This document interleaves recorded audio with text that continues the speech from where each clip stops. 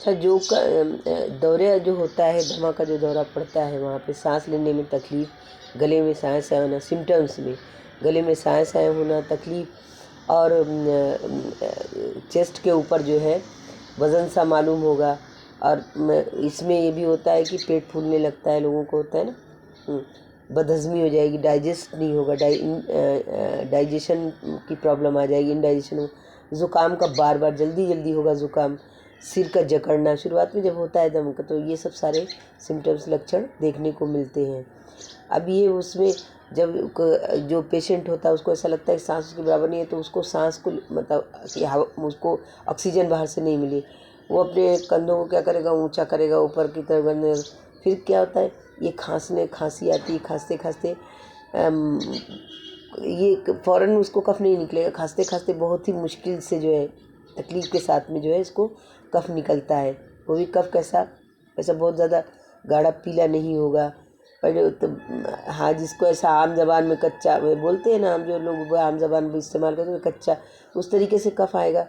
तो जब ये कफ निकलता है उसको तो थोड़ा सा राहत महसूस होती है। कच्चा पका क्या मतलब वाइटनेस लिए रहेगा, वो तो ज़्यादा जो येलो होता है वो उसकी काफ़ी दिन का होने के बाद में वैसा आता है वो। तो अभी जो भी रीज़न हो, खांसी का जो भी रीज़न हो, जो भी कारण हो, लेकिन वो कारण जो है, वही कारण जो होते हैं श्वास रोग को भी पैदा कर देते हैं, यानी वो खांसी की। अब जब खांसी की अगर नहीं इलाज किया गया, उसका दवा नहीं हुई, उसको ध्यान नहीं दिया गया, और पुरानी हुई, वो खांसी पुरानी हो गई, थोड़ी देर के लिए कर लिया, कुछ हो गया, फिर उसके बाद में वो खांसी जो पुरानी अगर हो जाती है और पुरानी होकर वो स्थायी हो जाएगी, परमानेंट हो गई, तभी दमा हो जाता है, तभी दमा उत्पन्न होता है, ऐसे दमा नहीं होता है। तो खांसी के जो कारण है, रीज़न है, उसके अलावा भी जो माता पिता से होता है, माँ बाप से होता है, उनको भी जेनेटिक्स में अगर है तो वहाँ पर दमा होगा। रक्त के अंदर जो श्वेताणुओं का बढ़ना, ये बढ़ जाएंगे। फिर तीव्र गंध, तेज़ गंध जो है, सूंघना, कभी कभी होता है ना बहुत ज़्यादा, कभी ऐसे परफ्यूम होते हैं जो उनको बहुत पसंद होता है, बहुत ही उनकी हार्ड होता है वो मतलब उसकी जो स्मेल होती है बहुत ज़्यादा वो होती है, कुछ लोगों को बर्दाश्त नहीं होता है। तो अगर इस तरह का है, इन सब रीज़न से भी ये दमा हो जाता है। अब इसमें क्या चिकित्सा में क्या करनी चाहिए कि अगर पुराना हो गया है तो पुराने में यकृत वृद्धि हो जाएगी उसके अंदर, और जो हार्ट है वो भी वीक हो जाएगा, और इससे भी अगर यकृत बढ़ा हुआ है उससे भी, और जो हार्ट कभी वीक हुआ तो उससे भी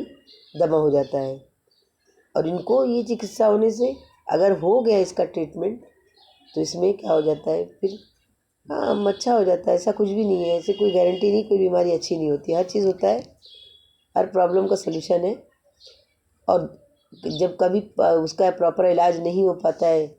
तो इलाज ना होने की वजह से तो इनको क्या, इनका इलाज कराना चाहिए, जिससे दमा का दौरा, अब जिनको पड़ रहा है दौरा काफ़ी पुराना हो चुका है, तो अब उनको उसका भाई इलाज करो कि उसका दौरा ना पड़े। वो दवाएं दी जाएंगी तो दौरा भी होता है, कम हो जाता है, शांत हो जाता है, दवाई वैसी मिलती है तो। और फिर वैसी बाद में उसकी ऐसी दवा का उसको सेवन कराओ जो कि स्थायी रूप से उसको परमानेंट उसका इलाज हो सके। अब जब ये शुरू में होता है दमा, तो बिल्कुल इसके ठीक होने की 100% चांस है। पुराने का हो जाता है वो थोड़ा मुश्किल होगा, और कभी कभी ऐसा होता है कि ये प्राकृतिक चिकित्सा के द्वारा भी एकदम अच्छे हो गए हैं। हाँ, नेचुरल ट्रीटमेंट होता है, बहुत सारे हैं। तो इनका भी होता है ना कि कभी कभी होता है कि प्राकृतिक नियमों का पालन करने से बहुत से ऐसे रोगी हुए जो रोग मुक्त होते हुए देखे गए हैं, उनका रोग अच्छा हो गया है। तो दवा भी है इसकी,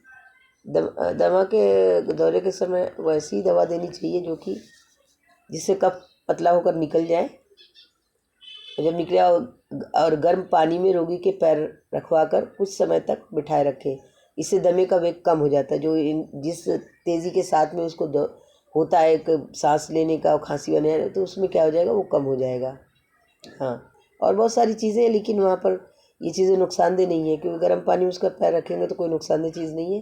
देने से पहले सोचना चाहिए, क्योंकि पहले ऑलरेडी वो दमे का रोगी है, उसको ऐसे दिया नहीं जा सकती कोई भी दवा। वो बहुत काफ़ी उसका ट्रीटमेंट जो होता है वो सोच समझ